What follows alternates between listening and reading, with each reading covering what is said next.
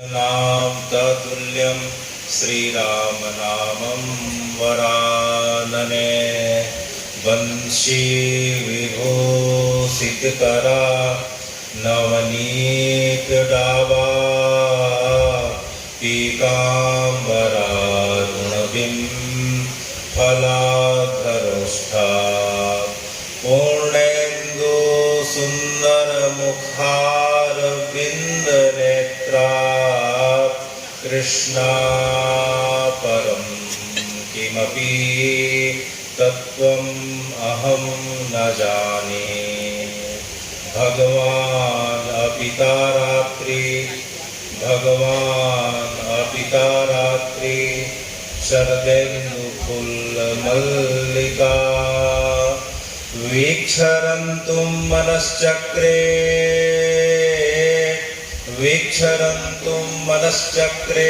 योगमायामुपाश्रिता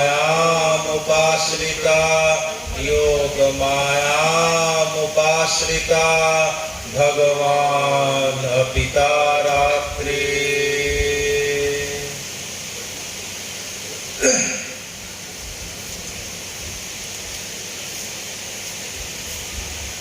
आज के कार्यक्रम के अध्यक्ष और राजमानस संघ के संस्थापक मेरे पिता तुल्य श्री अर्जुनपुरी गोस्वामी जी, विशिष्ट अतिथि के रूप में श्री गुल्ला भैया और समस्त पदाधिकारीगण, सभी दूर दूर से आए सभी मानस के प्रेमी जन, आप सबको राजमानस संघ के 26वें इस जो है वार्षिक सम्मेलन की बहुत बहुत बधाई देता हुआ आज के कार्यक्रम के मूल प्रसंग की ओर हम चल रहे हैं कि भगवान गीता जी में कहते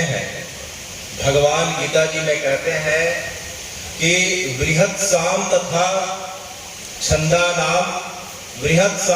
सामना नाम गायत्री छंद सामहम मासा नाम मार्ग शीर्षोहम ऋतुनाम कुस्माकरा। भगवान गीता जी के 10वें अध्याय के 35वें श्लोक में कहते हैं कि मैं 12 मासों में मैं मार्गशीर्ष का जो है महीने के रूप में जाना जाता हूँ।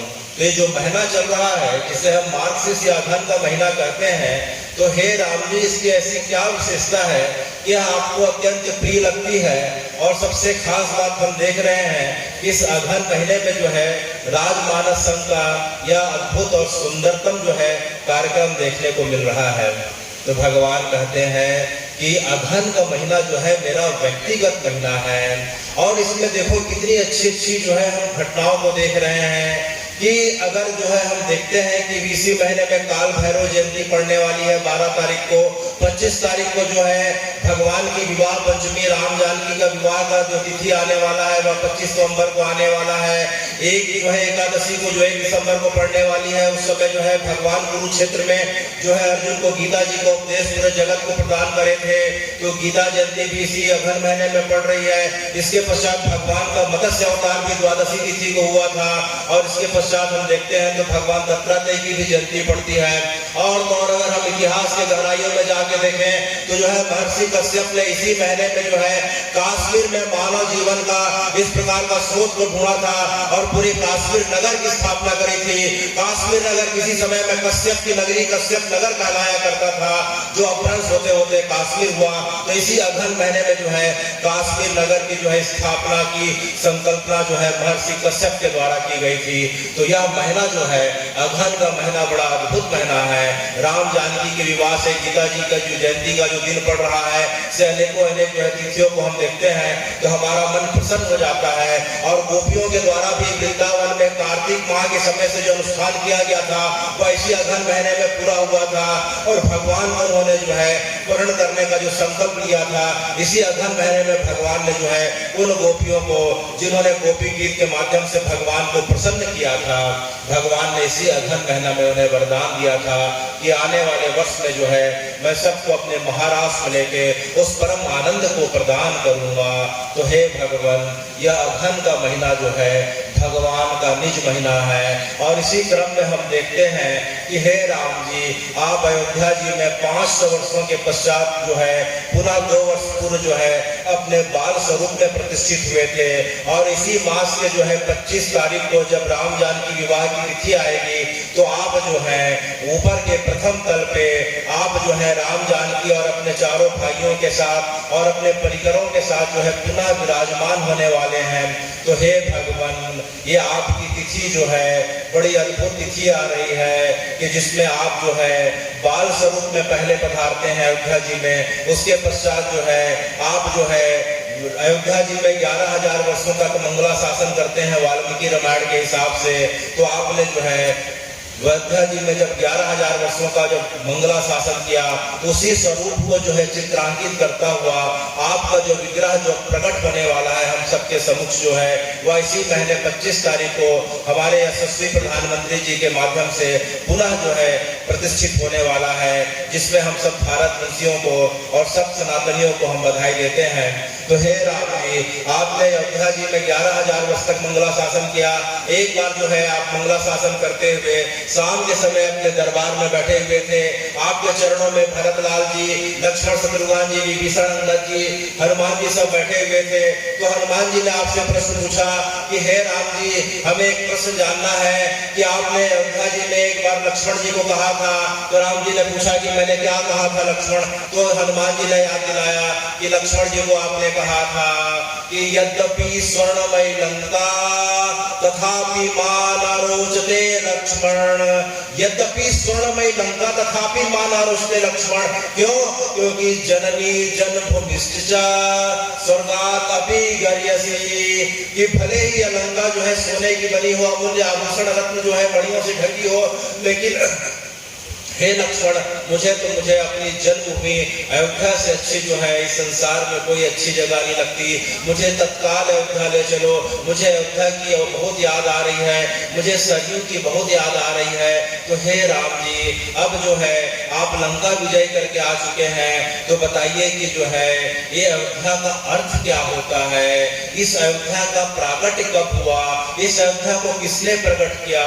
इस अयोध्या का विस्तार कितना है? इसमें आपके पूर्व जो है कितने वंशजों का जो है इस प्रकार से यहाँ यशस्वी कार्यकाल हुआ है, और इस अयोध्या की महिमा क्या है? तो हे राम जी, कृपया करके हमें बताइए। और इसका वर्णन आने वाले समय में किन किन ग्रंथों में आने वाला है, इसका हमें विस्तार से बताइए। तब राम जी जो है हनुमान जी और बाकी परिकरों का भाव देखते हुए अत्यंत प्रसन्न हो जाते हैं। और फिर राम जी ने कहा कि देखो भाई हनुमान जी, लक्ष्मण, भरत, शत्रुघ्न जितने भी हो, आप लोग बड़े ध्यान से सुनो। इस अयोध्या जी की महिमा के बारे में सबसे पहले किसने कहा? सबसे पहले जो है शिव जी ने कहा। अच्छा, किसको बताया? पार्वती जी को बताया। किस ग्रंथ में बताया? उस ग्रंथ का नाम है रुद्र यामल तंत्र। उस ग्रंथ का नाम है श्री रुद्र यामल तंत्र, जिसमें शंकर जी ने पार्वती जी को पूरे के पूरे अयोध्या का उत्पत्ति से लेके अभी तक के बारे में जो वर्णन किया है, अयोध्या में कितने तीर्थ हैं, घाट हैं, सरोवर हैं, अयोध्या में इसके पूर्व कितने राजा हो चुके हैं, उनका क्या इतिहास है, उसके बारे में पार्वती जी को जो है उन्होंने श्री रुद्र यामल ग्रंथ में बताया। इसके पश्चात देखो वाल्मीकि जी बैठे हुए हैं, तमसा नदी के किनारे बैठे हुए हैं। वाल्मीकि जी ने तो जो है राम जी के रहते रहते वाल्मीकि रामायण में पूरे राम जी का चरित्र लिख दिया। और वही वाल्मीकि जी पुनः जो है कली काल का जब प्रारंभ होगा था, तो वही वाल्मीकि जी तुलसीदास बन के पुनः जो है जनता के हिसाब से, लोगों के हिसाब से, जब संस्कृत पढ़ने में कठिनाई जाएगी तो लोगों के लिए जो है अवधी भाषा में, ब्रज भाषा में, खड़ी बोली में उसी तथ्यों को, उसी इतिहास को जो है प्रकट करेंगे, जिसका नाम श्री रामचरितमानस होगा। तो यही वाल्मीकि जी जो है भक्तमाल के रचनाकार जो है नाभादास जी कहते हैं कि कली कुटिल जीव निस्तार हित, कली कुटिल जीव निस्तार हित वाल्मीकि तुलसी भयो। इस कली काल के जो है हम सब जीवों के कल्याण के लिए वही वाल्मीकि जो राम जी के समय वाल्मीकि रामायण निकाले थे, वही पुनः तुलसीदास बन के अवतरित होंगे। तो राम जी ने कहा कि शंकर जी ने पार्वती जी को कहा, वाल्मीकि जी ने लिखा। इसके पश्चात अगस्त ऋषि ने जो है वेद व्यास जी को बताया इस चरित्र के बारे में। तो वेद व्यास जी ने स्कंद पुराण में इसका वर्णन किया है। इसके पश्चात कुरुक्षेत्र के मैदान में भरद्वाज ऋषि ने यह कथा सुनाई थी। इसके पश्चात सूत ऋषि ने सौनक आदि 88,000 ऋषियों को इस चरित्र के बारे में, पूरे अयोध्या के विस्तार के बारे में बताया था। तो जो है अयोध्या जी का वर्णन हम देखते हैं महाभारत के वन पर्व में भी आता है। तो हे राम जी, आपकी इस अयोध्या नगरी का वर्णन, चूंकि आप अयोध्या जी में 500 वर्ष के पश्चात पुनः प्रतिष्ठित हुए हैं, तो लोगों के मन में बड़ी जिज्ञासा हो रही है कि अयोध्या है क्या, इसका नाम का अर्थ क्या है, इसका विस्तार कितना है। तो आज जो है हम जो है राम जी के श्री मुख से अयोध्या जी के बारे में सुनने जा रहे हैं। तो भगवान कहते हैं कि देखो भाई हनुमान जी, कि अयोध्या जो है सप्त नगरियों में प्रथम नगरी है। अयोध्या, मथुरा, माया, काशी, अवंतिका, पुरी, द्वारावती च सप्तैता मोक्षदायिका। श्री भगवान के कर कमलों के और संकल्प के द्वारा 7 पुरियों का निर्माण किया गया, जिसमें पहली पुरी जो है इस पृथ्वी की, इस जगत की पहली पुरी, पहला नगर जो है अयोध्या जी कहलाता है। अगर हम देखें तो अयोध्या जो है इस धरती की सबसे प्राचीनतम नगरी है। मानव सभ्यता का विकास भी अयोध्या से प्रारंभ हुआ। उसी कारण हमारे जितने जो है पूर्वजों का जो संबंध है और हमारा जो संबंध है वह श्री अयोध्या जी से होता है, क्योंकि मानव सभ्यता की उत्पत्ति अयोध्या जी से हुई।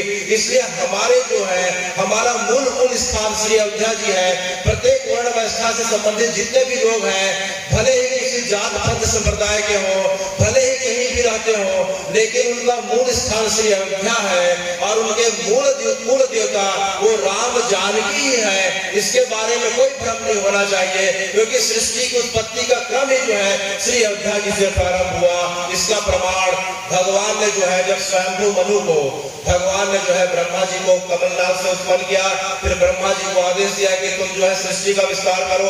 तो ब्रह्मा जी ने जो है अपने मानव संकल्प से स्वयंभू मनु को उत्पन्न किया। स्वयंभू मनु को कहा कि तुम सृष्टि का विस्तार करो। तो स्वयंभू मनु उस समय विवस्वान हुआ करते थे, जिन्हें हम सूर्य के नाम से भी जानते हैं। तो विवस्वान ने सृष्टि करने का संकल्प किया, तो उनके मन में बड़ी भ्रांति आने लगी कि कहीं मैं मृत्यु लोक में आके माया के इस प्रकार से चक्र में न पड़ जाऊं। तो उन्होंने भगवान की स्तुति की। भगवान उनकी स्तुति से प्रसन्न हो जाते हैं और श्री हरि ने फिर जो है अपना साकेत का हृदय जो है विवस्वान मनु को प्रदान किया, और वह साकेत का हृदय जिसका नाम अयोध्या था। साकेत का हृदय, बैकुंठ का हृदय का नाम अयोध्या है। तो श्री हरि ने अपने हृदय को बैकुंठ से पृथ्वी में भेजा, और जब वह बैकुंठ का हृदय जो पृथ्वी से समाहित सामंजस्य स्थापित नहीं हो पा रहा था, तब भगवान ने अपने चक्र के द्वारा उसे थामा। तब से लेके आज तक जो अयोध्या दिखने में तो धरती का अंग लगता है, लेकिन अंग होते हुए उससे भिन्न है, क्योंकि वह साक्षात बैकुंठ श्री हरि का हृदय है और वह चक्र के द्वारा स्थापित है। तो इसी कारण से जो व्यक्ति जिसका जन्म अयोध्या जी में हुआ हो, या जो व्यक्ति जिसकी मृत्यु अयोध्या जी में होती हो, या जो व्यक्ति जीवन में एकमात्र अयोध्या जी में अपना जो है पैर रख ले, दर्शन को चले जाए और इतना भी ना कर पाए, तो एक बार जो है हा राम बोलते हुए अयोध्या जी को याद कर ले, तो जो है फिर उसके साथ क्या होता है, तो भगवान कहते हैं कि उसके साथ मेरे चक्र का संबंध स्थापित हो जाता है, क्योंकि अयोध्या भगवान के चक्र में स्थापित है। तो एक बार हम अगर अयोध्या जाते हैं तो हमारे चरणों में वही हमारे जो है चिन्ह जो है चक्रांकित हो जाते हैं, क्योंकि अयोध्या जो है चक्र पे स्थापित है। कि भगवान कहते हैं कि जो है चक्र के कारण व्यक्ति का संबंध जो है मेरे चक्र से हो गया, उसके शरीर में चक्र अंकित हो गया।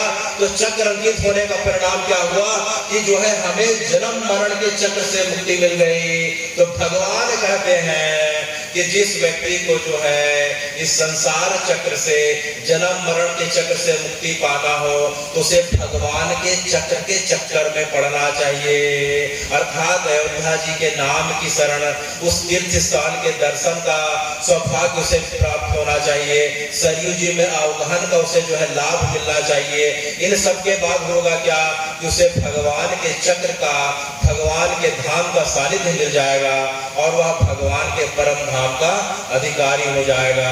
तो हे भगवान, इसका प्रमाण क्या है कि आपका जो है कोई व्यक्ति अयोध्या जाए तो उसका शरीर चक्रांकित हो जाता है और उसे जन्म मरण से मुक्त कर देते हैं। तो भगवान कहते हैं इसका प्रमाण जो है जय विजय की कथा है। जय विजय को संतादिक ऋषियों के श्राप के कारण 3 जन्म लेना पड़ा। पहला जन्म जब हिरण्यकश्यप का रूप में हुआ तो मैंने उन्हें जो है हिरण्यकश्यप को नाखून से उद्धार किया। हिरण्याक्ष को जो है मैंने अपने भुजा से बाहुबल से उसको उद्धार किया। उसके बाद रावण और कुंभकर्ण को मैंने तीर से मारा। इसके पश्चात भी उनका जो है उद्धार नहीं हुआ। जब वही रावण, कुंभकर्ण, शिशुपाल और दंतवक्र के रूप में आते हैं तो भगवान उन्हें अपने चक्र से जो है उद्धार करते हैं और चक्र के संबंध के कारण शिशुपाल और दंतवक्र का जो है इस प्रकार से उद्धार हो जाता है। उनकी पुनरावृत्ति नहीं होती, जन्म मरण के चक्र से बच जाते हैं और पुनः जय विजय के रूप में जो है वे साकेत में आज तक भगवान की सेवा में आज तक देखे जाते हैं। तो हे भगवान, ये आपका चक्र का संबंध इतना मधुर संबंध है कि आप तो जो है आपको जो मारना चाहते थे, जो आपका अपयश करना चाहते थे, आप उनको भी तार देते हैं इस चक्र के कारण। तो हम क्यों ना आपके चक्र के चक्कर में पड़े, अर्थात अयोध्या जी की शरण क्यों ना ले, आपके नाम की शरण क्यों ना ले, सरयू जी में वहन करके आपके गोद में जाके क्यों ना इस प्रकार से समाहित हो जाए। तो हे भगवान, इस प्रकार से आपने बताया कि जो है अयोध्या आपके चक्र पे स्थापित है। अच्छा, तो इस अयोध्या जी का अर्थ क्या हुआ? अयोध्या जी के शब्द का अर्थ होता है युद्धम अयोध्या सा अयोध्या, कि जिस जगह पे आज तक कभी युद्ध ना हुआ हो या कोई युद्ध में आज तक जिस जगह को कोई जीत ना पाया हो, उस जगह का नाम अयोध्या है, युद्धम अयोध्या। तो उस अयोध्या जी का विस्तार कितना है? हे राम जी, इस अयोध्या जी का विस्तार कितना है? तो वाल्मीकि रामायण के जो है प्रथम सर्ग में बालकांड के वाल्मीकि जी कहते हैं कि आयता 10 द्वैचा योजनानि महापुरी श्रीमती त्रिणी विस्तीर्णा सुविभक्त महापथा। ये अयोध्या जी 12 योजन लंबी और 3 योजन चौड़ी है। एक योजन का अर्थ 12 किलोमीटर होता है, तो करीब करीब 140 किलोमीटर लंबी और करीब करीब 36 किलोमीटर चौड़ी अयोध्या जी है। उसे अगर हम इस प्रकार से देखें कि हम अयोध्या जी में जो राम जी का जो जन्म स्थान है, जहाँ मंदिर बना है, वहां से लेके अगर देखते हैं तो प्रयागराज, अभी सब महाकुंभ में गए होंगे, तो प्रयागराज का जो त्रिवेणी संगम के स्थान है वहां तक अयोध्या की लंबाई बताई गई है और चौड़ाई करीब करीब 40 किलोमीटर की चौड़ाई है, 36 से 40 किलोमीटर की चौड़ाई।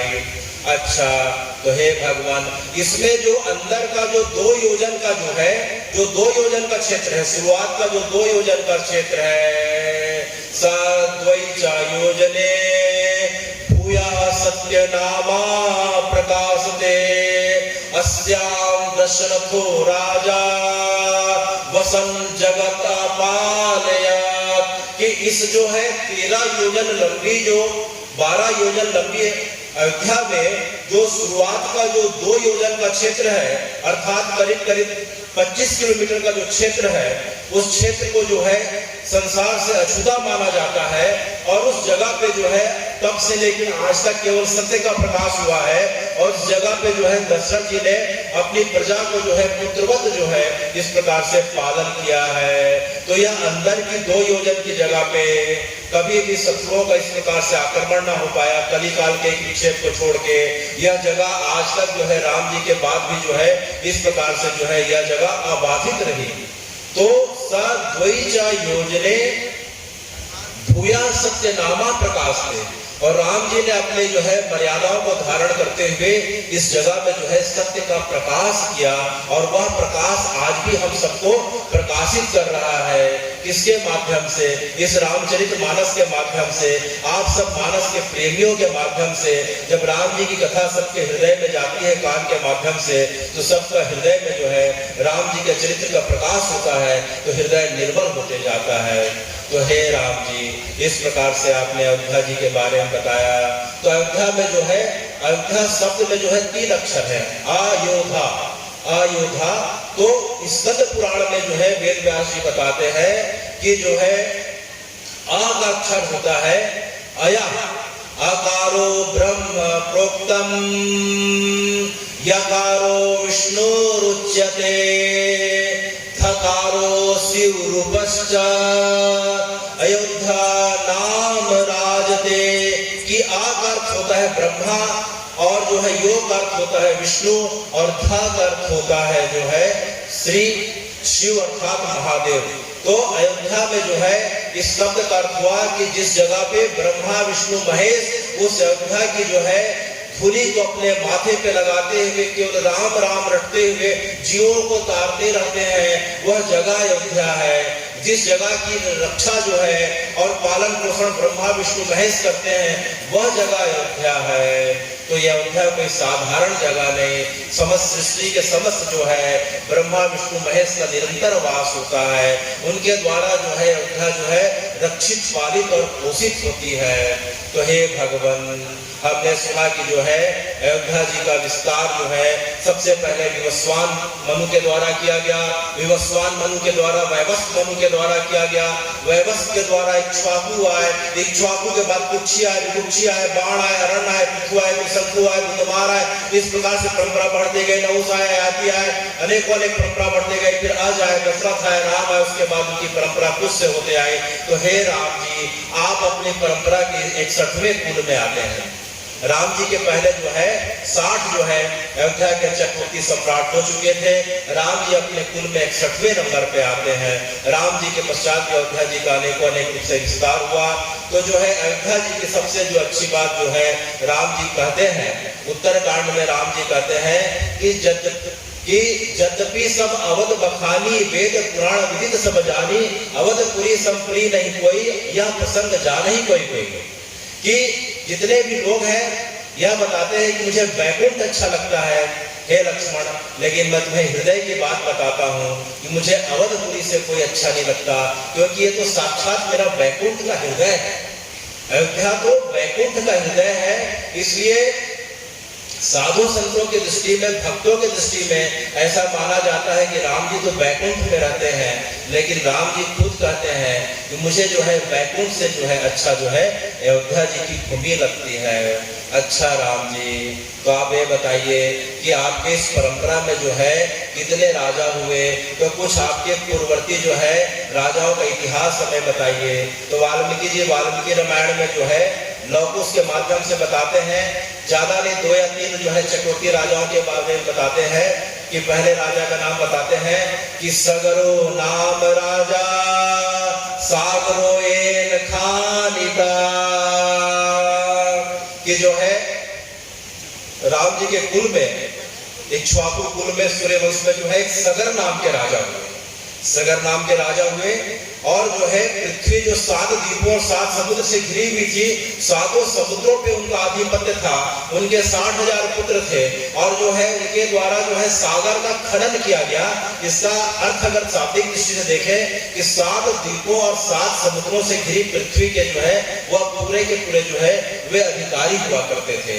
सगरो नाम राजा सागरो एन खानिता। और उस क्रम में जो है आगे बढ़ते हैं तो उनके क्रम में जो है राजा इक्ष्वाकु आते हैं। राजा इक्ष्वाकु आते हैं जिनको भगवान ने जो है सर्वप्रथम जो है गीता जी का उपदेश प्रदान किया था। अच्छा, तो गीता जी का उपदेश तो हम सुनते हैं कि भगवान ने जो है अर्जुन को प्रदान किया था जब रामकृष्ण रूप में आए थे एकादशी के दिन। तो भगवान कहते हैं गीता जी का उपदेश तो अनंत काल से चले आ रहा है।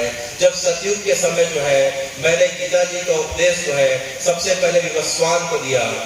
इमं विवस्ते योगम प्रोक्तवान अहम अवयम विवस्वान मनवे प्राहा मनु इक्ष्वाकु आब्रवीत। कि सबसे पहले मैंने गीता जी का उपदेश जो है सबसे पहले मैंने विवस्वान अर्थात सूर्य को प्रदान किया था। विवस्वान अर्थात सूर्य ने अपने पुत्र विवस्व को दिया और विवस्व ने जो है अपने पुत्र इक्ष्वाकु को जो है यह गीता जी का जो है ज्ञान प्रदान किया। और गीता जी का ज्ञान जो है आने वाले समय में जब विलुप्त हो गया था तो द्वापर में जो है वह ज्ञान कृष्ण के रूप में पुनः जो है अर्जुन को मैंने प्रदान किया। लेकिन यह गीता जी का ज्ञान अनंत काल से जो है इस धरती पे चला आ रहा है। तो इक्ष्वाकु को मैंने प्रदान किया। इस परंपरा में जो है भगवान के जो है वंशज रघु आते हैं। रघु ने जो है इस प्रकार से जो है इतने सूरवीर थे, इतने महारथी थे कि राम जी ने रावण को मारने के लिए जो है कुल मिला के 31 धनुषों बाणों का प्रयोग किया। तो 30 बाण तो राम जी के खुद थे, लेकिन 31वां बाण जो रघु जी का था। तो रघु जी का जो शौर्य पराक्रम देखा जाए तो राम जी से भी ज्यादा था। और रघु जी अपने वचन के इतने सत्यवादी थे, जिसके नाम पे चला आ रहा है कि रघुकुल प्रीत सदा चली आई और प्राण जाए पर वचन न जाए। और इसी क्रम में हम देखते हैं तो राजा भागीरथी हुए।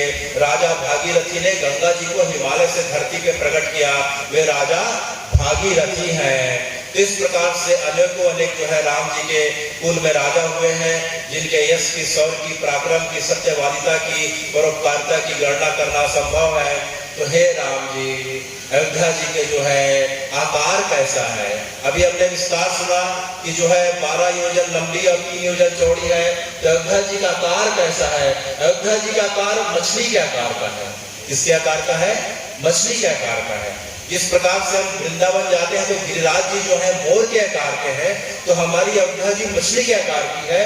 और मछली का जो मुंह है वो अयोध्या जी में हम गुप्तार घाट जाते हैं, जिस जगह पे राम जी ने जो है जल समाधि ली थी, उसका परंपरा के हिसाब से नाम जो है गो प्रतारक घाट है। गो प्रतारक घाट, जिसे अभ्रंश होते होते गुप्तार घाट कहा गया है। तो उस गुप्तार घाट में मछली का मुंह है, और जो अयोध्या जी में जो राम घाट है वो मछली की पूंछ है। और बीच में इस प्रकार से अयोध्या जी पूरी की पूरी सरयू जी के किनारे बसी हुई है। तो अयोध्या जी के हम अधिकांश मंदिरों में जाके देखते हैं तो मंदिर के ऊपर, दरवाजे के ऊपर जो लोगो चिन्ह प्रतीक बना रहता है वह मछली के आकार का है, क्योंकि मछली अयोध्या जी की राजकीय चिन्ह है। प्रत्येक राज्य का चिन्ह होता है, तो अयोध्या जी के जो चिन्ह है, राजकीय चिन्ह क्या है? वह मछली है। मछली का मुख गुप्तार घाट और पूछ जो है राम घाट के पास इस प्रकार से होता है, और इसके बीच जो है अयोध्या जी जो है इस प्रकार से बसी हुई है। अच्छा राम जी, अयोध्या जी के कुछ घाटों के बारे में बताइए। तो हम देखते हैं कि राम जी जहाँ स्नान करते थे वह राम घाट, जानकी जी जहाँ स्नान करती थी जानकी कुंज, जानकी घाट, चारों भाइयों के नाम पे अलग अलग घाट इस प्रकार से नाम है।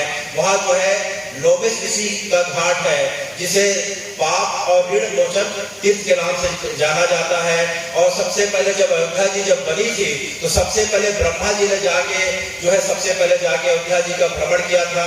उनके नाम से ब्रह्मकुंड नाम की जगह है, जहाँ आज सिखों का जो है एक जो है गुरुद्वारा आजकल बन चुका है।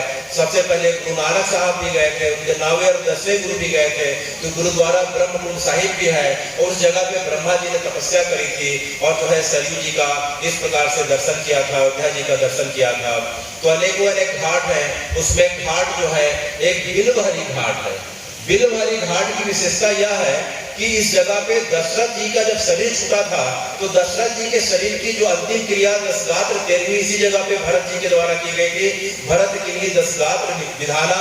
तो जो है भरत जी ने अपने पिताजी का, अपने छोटे अनुज शत्रुघ्न के साथ बिलवहरी घाट पे जो है पूरी की पूरी जो है दाह संस्कार की क्रिया, दशगात्र से लेकर जितनी भी क्रिया होती है मृत्यु संस्कार की, इसी घाट पे की थी। राम जी जब वनवास से वापस आते हैं तो अयोध्या जी में सबसे पहले जो है इसी घाट पे जाके प्रणाम करते हैं, अपने पिताजी को श्रद्धांजलि देते हैं। तो कभी अवसर मिले आप सबका तो बिलवहरी घाट जाके दशरथ जी की समाधि का दर्शन करना चाहिए। अयोध्या जी में एक जगह पड़ती है जिसे हम मखोड़ा नाम की जगह से बोलते हैं, आज वर्तमान में उसको मखा कहते हैं। वहाँ मनोरमा नदी बहती है, उसी जगह पे धमतरी से सिहावा क्षेत्र से श्रृंगी ऋषि जाते हैं और दशरथ जी के निमित्त जो है पुत्र कामेष्टि यज्ञ करते हैं, जिसके फलस्वरूप 1 वर्ष के पश्चात जो है चारों भाइयों का जन्म होता है। तो वह जगह मखोड़ा या मखा कहलाती है। संस्कृत में यज्ञ को मख कहते हैं। तो पुत्र कामेष्टि यज्ञ इस जगह पे हुआ, इसी कारण से यह जगह मख की जगह तो मखोड़ा और वर्तमान में मखा के नाम से विख्यात है। तो कभी जाना हो तो जो है मखोड़ा मखा जरूर जाना चाहिए, क्योंकि उसका संबंध धमतरी क्षेत्र से है, सिहावा क्षेत्र से है। क्योंकि हमारी परंपरा के जो है श्रृंगी ऋषि वहां जाके पुत्र कामेष्टि यज्ञ कराए थे, इसलिए जो है मखोड़ा मखा जरूर जाना चाहिए। तो हे राम जी, आपने अत्यंत संक्षिप्त में जो है हमें अयोध्या जी के बारे में बताया। तो कृपया करके समय का जो है मर्यादा देखते हुए आप श्री सरयू जी के बारे में बताइए कि सरयू जी क्या है और कैसे प्रकट हुई। तो राम जी जो है सरयू जी की बात आते ही बड़े भाव विभोर हो जाते हैं और जो है लक्ष्मण जी को कहते हैं कि जन्म भूमि मम पुरी सुहावनी, उत्तर दिशि बह सरजू अति पावनी, जा मज्जनते बिनहि प्रयासा, मम समीप नर पावहि बासा। कि हे लक्ष्मण जो है ये सरयू जो तुम्हें दिखाई पड़ रही है, ये सरयू जो है साधारण जो है नदी का जल नहीं है, इसे नदी का जल ना समझना। तो हे भगवान यह नदी का जल नहीं है तो क्या है? तब जो है भगवान ने जो है शंकर जी को स्मरण किया। शंकर जी उस समय प्रकट हो जाते हैं और शंकर जी हम सभी को बताते हैं कि अयोध्या पर ब्रह्मा सरयू सगुण कुमान, तन निवासी जगन्नाथो सत्यम सत्यम वदाम्यहम्। कि जो सरयू जी जो दिखाई पड़ रही है, यह सरयू जी कोई साधारण जल नहीं है, यह सरयू जी तो साक्षात श्री हरि का, श्री राम जी का जो है यह सगुण साकार स्वरूप है। अच्छा, तो हे भगवान राम जी में और सरयू जी में कोई भेद नहीं, राम जी और सरयू जी में कोई भेद नहीं। वह कैसे? वह ऐसे कि जब ब्रह्मा जी ने तप किया, तो ब्रह्मा जी ने जब तप किया तो ब्रह्मा जी के तप से प्रसन्न होकर श्री हरि प्रकट हो जाते हैं और श्री हरि ब्रह्मा जी को देख के उनका मन करुणा से इस प्रकार से पुलकित हो उठता है और जो है श्री हरि के नेत्रों से आंसू का इस प्रकार से प्रवाह होने लगता है। तो ब्रह्मा जी ने देखा कि श्री हरि के आंख से अश्रु निकल रहे हैं, तो ब्रह्मा जी को समझ में आया कि भगवान का शरीर और शरीर के प्रत्येक अंग जो है वे साक्षात श्री हरि है। वह साक्षात श्री हरि के अंग जो है वह श्री हरि के अलावा दूसरा कुछ नहीं, क्योंकि हमारा शरीर जो है 5 तत्वों से बना हुआ है, लेकिन भगवान का शरीर का एक ही तत्व है, वह आनंद तत्व है, वह प्रकाश तत्व है, वह जो है केवल एक ही तत्व है। तो राम जी के आंख के आंसू और राम जी के शरीर में कोई भेद नहीं है। तो ब्रह्मा जी ने यह देखा कि भगवान के आंखों से अश्रुपात हो रहा है, तो उस अश्रु को जो है ब्रह्मा जी ने कमंडल में रख दिया और कमंडल में रखने के पश्चात कैलाश चले जाते हैं। कैलाश में ब्रह्मा जी ने अपने संकल्प से एक सरोवर का निर्माण किया जिसका नाम मान सरोवर है, और उसी मान सरोवर में जो है श्री हरि के नेत्रों से उच्छ्रित जो है अश्रुओं को जो है अपने कमंडल से मान सरोवर में इस प्रकार से रख दिया। तो मान सरोवर में जो जल जो है वह भगवान का अश्रु ना होके साक्षात श्री हरि में है। और जब बाद में जब अयोध्या का निर्माण हुआ तो विवस्वान ने जब अयोध्या का निर्माण कराया विश्वकर्मा के माध्यम से, तो अयोध्या में जो है जल की कमी थी, लोग वहां नहीं रह पा रहे थे। तो विवस्वान ने पूछा कि भगवान यहाँ लोग कैसे रहेंगे? तब वशिष्ठ जी ने जो उनके कुल पुरोहित थे बोले कि इसके लिए हमें कैलाश जाना पड़ेगा, कैलाश जाके वहां तप करना पड़ेगा। तो विवस्वान गए, विवस्वान के बाद वैवस्वत मनु जो है वशिष्ठ जी के मार्गदर्शन में तप करते हैं, तब से भगवान प्रसन्न हो जाते हैं और बोलते हैं कि यहाँ जो है सरयू नदी के रूप में मैं साक्षात विद्यमान हूँ, तुम बाण का संधान करो विवस्त्र, और तुम्हारे बाण के संधान से जो स्रोत फूटेगा वह सरयू के नाम से जगत में विख्यात होगा और पूरे अयोध्या जी को तारते हुए जगत के लोगों को तारेगा, क्योंकि वह जो सरयू का जल न होके साक्षात मेरा स्वरूप है। तब जो है वैवस्वत मनु ने जो है बाण का संधान किया, फिर मान सरोवर से धारा फूट पड़ी, वह धारा इस प्रकार से बहती बहती कैलाश से, नेपाल से, बिहार से, इस प्रकार से होते ही उत्तर प्रदेश से अयोध्या बन चली और आखिरी में जाके जो है वह पुनः गंगा जी में मिल जाती है। तो यह सरयू नदी साक्षात जो है राम जी का सगुण साकार स्वरूप है। निर्गुण स्वरूप कौन है? भगवान बोलते हैं कि अयोध्या पर ब्रह्म, अयोध्या राम जी का निर्गुण निराकार स्वरूप है। और जो सरयू जो है सरयू सगुण कुमार, सरयू जो है राम जी का सगुण साकार स्वरूप है। और यहाँ के निवासी जो है अयोध्या जी के जो निवासी जो वहाँ रहते हो, या जो अयोध्या जी जीवन में एक बार गए हो, या जो यहीं बैठ के अयोध्या जी को याद कर रहे हो, तो उनके लिए क्या बोलते हैं कि जो है तन निवासी जगन्नाथ हो। जो एक बार अयोध्या में जन्म ले लिया हो, या अयोध्या जी का दर्शन कर लिया हो, या अयोध्या जी को याद कर लेता है, तो वह साक्षात जगन्नाथ का स्वरूप हो जाता है। और शरीर छूटने के पश्चात जो है वह राम जी के साकेत को प्राप्त होता है। और दूसरा प्रमाण राम जी कहते हैं कि जा मज्जनते बिनहि प्रयासा, कि जो व्यक्ति एक बार सरयू जी में जाके अवगहन कर ले तो वह किसका अधिकारी हो जाता है? मम समीप नर पावही बासा, वह राम जी के गोद का अधिकारी हो जाता है, वह राम जी के जो है इस प्रकार से साकेत वैकुंठ का अधिकारी हो जाता है। तो यह सरयू कोई साधारण तीर्थ नहीं, वह साक्षात राम जी का स्वरूप है। राम जी ने बालपन की भी लीला वहीं करी, युवावस्था से लेकर जब 11,000 वर्षों तक मंगला शासन किया तो एक दिन भी ऐसा नहीं किया कि राम जी सरयू में जाके त्रिकाल संध्या ना करते हो, अवगहन ना करते हो, अपने पूर्वजों का श्राद्ध तर्पण ना करते हो। तो राम जी तो आज नहीं रहे, लेकिन राम जी के प्रत्येक क्रियाकलापों के साक्षी सरयू जी है। इसलिए सरयू जी का अवगहन करने से व्यक्ति उसी दशा को प्राप्त होता है जो दशा राम जी ने पाई है, अर्थात राम जी के साकेत को पाता है। और हमारे लिए बड़े गौरव और खुशी की बात है कि जो है गंगा जी प्रदूषित हो चली हैं, यमुना जी प्रदूषित हो चली हैं, लेकिन आज भी जाके देखते हैं तो जो है सरयू जी का जल अत्यंत निर्मल है। अयोध्या जी में जितने भी मंदिर हैं, सभी मंदिर में जो राम जी की जो सेवा होती है, भोग की सेवा, आज भी सरयू जी के जल के माध्यम से की जाती है। अयोध्या जी के जितने भी साधु संत हैं, आज भी सरयू जी में स्नान को जाते हैं और सरयू जी के जल का पान करते हैं। सरजात निश्रिता सा सरयू, सर माने सरोवर। ब्रह्मा जी ने सरयू जी के, विष्णु जी के, श्री हरि के नेत्रों के आंसू को इस प्रकार से सर में रख दिया, सर माने तालाब में रख दिया, मानसरोवर में, और वहां से प्रकट हुई, इसलिए उनका नाम सरयू है। सरजात निश्रिता सा सरयू, इसलिए उनका नाम सरयू पड़ा। तो हे राम जी, इस प्रकार से हम देखें तो आपकी जो है आज की कथा में हम आपके धाम के बारे में, कुछ घाटों के बारे में और सबसे प्रमुख जो है सरयू जी के बारे में सुन रहे हैं। तो सरयू जी के बारे में अंत में जो है तुलसीदास जी की एक पंक्ति स्मरण हो आ रही है कि कोटि कल्प काशी बसे, कोटि कल्प काशी बसे, मथुरा कल्प 50 और एक निमित्त सरयू बसे, तुले न तुलसीदास। तुलसीदास जी कहते हैं वो कोई व्यक्ति करोड़ों साल काशी में रह के गंगा जी में डुबकी लगा ले, कोई व्यक्ति मथुरा जी में, यमुना जी में लाखों साल डुबकी लगा ले, तो उसे वही फल प्राप्त होगा जो मात्र एक निमिष जो है सरयू जी का दर्शन कर ले। तो हे भगवान, सरयू आपकी सगुण साकार स्वरूप है।